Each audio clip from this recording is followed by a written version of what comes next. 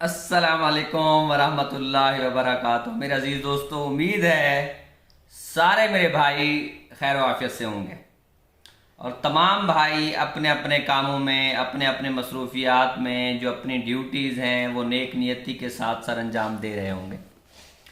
मेरे अजीज़ दोस्तों, आज फिर लीक हो गई समझ तो गए होंगे कि आज फिर लीक हो गई है। पहले पटवारियों की लीक हुई थी और आज हमारे प्यारे भाई यूथियों की लीक हो गई है, लेकिन लीक जरूर हुई है। यार ये बड़े अफसोस की बात है। हम अपने पटवारी भाइयों के भी साथ हैं।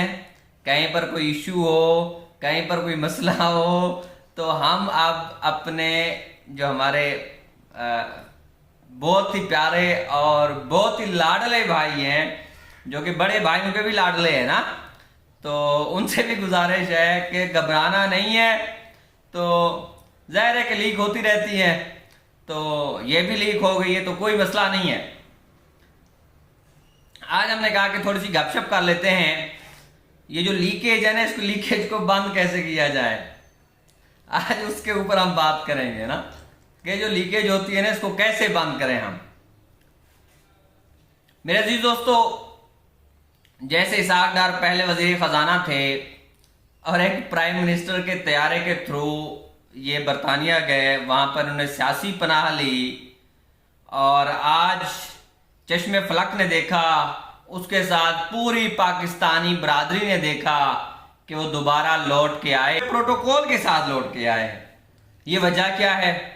और 2018 के अंदर बल्ले बल्ले थी अहले यूथ की कि जी बस अब तब्दीली आ गई है, नया पाकिस्तान बन गया है, तो शहद और दूध की नहरें बह चुकी होंगी और बह रही हैं और बिलियन ट्री लग चुके। सुनामी ने आके पटवारियों का और जालियों का सत्यानाश कर दिया। खैर वो भी इसी दुनिया ने और इसी कौम ने और इसी पाकिस्तान ने देखा कि आखिर हशर क्या हुआ। फिर इसी तरीके से शहबाज शरीफ को घसीटा गया, नवाज शरीफ की दुर्गत बनाई गई और जब दुर्गत बना चुके तो वो दुर्गत बना के वो सरोजों के ऊपर, चिल्लों के ऊपर और 3 महीनों पता नहीं साल लगाने के लिए चले गए ताकि कुछ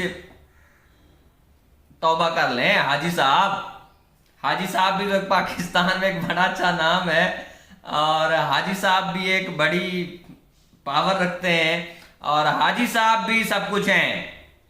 तो उसके बाद आज एक पिछले दिनों लीक हुई वो पटवारियों की, उसमें भी आप लोगों ने देखा किसी को क्या ऑफरें हो रही, किसी को क्या ऑफरें हो रही। और आज जो लीक हुई उसमें भी देखा कि जी खेलना है, हमने किसके साथ खेलना है, वो उसी के साथ खेलना है। ठीक है, ये डिटेल में जाने की जरूरत नहीं है।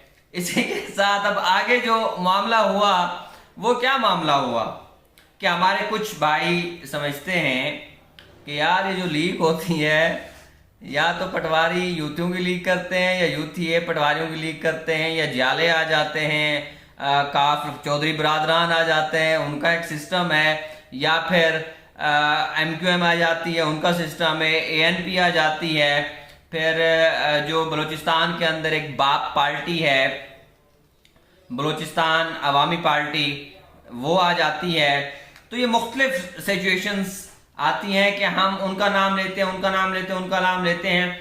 ये कतई नहीं होता कि उनका नाम हो, ये तो बेचारे अल्लाह वाले होते हैं, इनका अपना उल्लू सीधा इन्होंने करना होता है, इन्होंने अपने केसेस खत्म करने होते हैं, इन्होंने अपनी जो है ना कुर्सी की इनको हवस होती है, कुर्सी और जनाब नौकर चाकर, प्रोटोकॉल, आगे पीछे पुलिस, और सिर्फ ये होता है इनका, इन बेचारों का और कुछ भी नहीं है। मैक्सिमम जिस तरीके से इसहाक डार के ऊपर कोई मेरे ख्याल 83 करोड़ 37 लाख का 83 करोड़ 37 लाख का इसके ऊपर करप्शन के केसेस थे, और क्योंकि इनकी जो आमदनी थी वो कम थी और असासे जो है ना माशाल्लाह से, इसी तरीके से हम समझते हैं कि फलां सियासी हरीफ ने फलां को हरा दिया, फलां ने फलां को हरा दिया, फलां ने फलां को हरा दिया।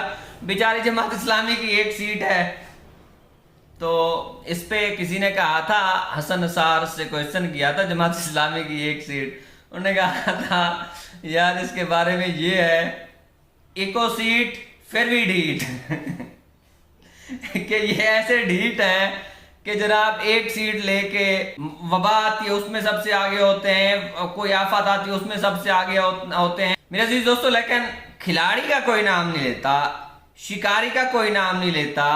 मेरे अजीज दोस्तों, असल में जो ये गेम चेंजिंग हुई और ये गेम स्टार्ट हुई 1958 में कि जनाब जनरल अयूब ने जब सिकंदर मिर्जा की कनपट्टी के ऊपर पिस्टल रख के इक़्तिदार लिया, उसके 10 साल बाद जनरल याह्या ने ब्रिगेडियर उमर और जनरल टिक्का खान की टीम के साथ अयूब खान को अस्पताल में कनपट्टी के ऊपर पिस्टल रख के उनसे इक़्तिदार छीना था।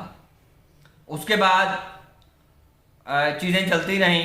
आप लोगों ने देखा 2007 में जनाब अली एक परवेज मुशर्रफ हुआ करता था, अपना मुक्का लहराता था और उसके आगे कोई भी आने के लिए तैयार नहीं था। और चश्मे फलक ने देखा कि जनाब जनरल कियानी जो एक मासूम बेचारे दिखाई देते थे, उन्होंने कनपट्टी के ऊपर पिस्टल रख के इनसे परवेज मुशर्रफ से इक़्तिदार छुड़वाया। इसके बाद फिर कौन गवाह नहीं है 2018 के इलेक्शन में क्या हुआ, एक्सटेंशन कैसे हुई, कैसे ली गई, क्या किया, वो भी एक अपनी जगह के ऊपर एक चीज है कि जिसमें एक तरफ से सरफराज तार साहब होते हैं, जनरल सरफराज तार साहब, और उसके बाद दूसरी तरफ से तो हाजी साहब होते हैं। तो हाजी साहब ने तो 3 साल ले लिए ना, और अब हाजी साहब हैं और 2 हज करने के चक्करों में कि 2 हज और कर लें ताकि ये हाजी से अलहाज बन जाएं। जो ज्यादा हज करने वाला होता है उसको होता है अलहाज, ताकि अलहाज बन जाए। और लेकिन हमारी जो बेअकल कौम है, हमारे बेचारे जो सादा लोग हैं, वो कहते हैं जी अब पटवारियों ने, शहबाज शरीफ ने इमरान की ऐसी की तैसी कर दी। और इसी तरीके से पहले नवाज शरीफ ने पीपल्स पार्टी की ऐसी की तैसी की थी, और फिर शहबाज आया तो इमरान की ऐसी की तैसी का। तो मतलब यह है कि अनस्टेबिलिटी का और स्टेबिलिटी का सिर्फ वहद एक गिरोह है जो जिम्मेदार है। आप उसको कोई नाम दें, पाकिस्तान के अंदर एक हकीकत है, वो वही है, ठीक है वो हाजियों का गिरोह है जो कि एक हकीकत है और हमेशा से वो हकीकत रहेगा पाकिस्तान के अंदर। अगर कोशिश करनी है पाकिस्तान की स्टेबिलिटी के लिए, तो जनाब तमाम सियासी बिगोड़ों को आपस में मिलना होगा, अपने किबले दुरुस्त करने होंगे, उसके बाद असूल व ज़वाबित बनाने होंगे, उसके बाद फिर कुछ ना कुछ होगा। लेकिन इसके ऊपर टाइम लगेगा, मिनिमम इसके ऊपर 2 से 3 दहाइयां लगेंगी, 20 से 30 साल लाजमी हैं। उसके बाद शायद हो सकता है कि कुछ ना कुछ हो, लेकिन ऐसे नहीं होगा।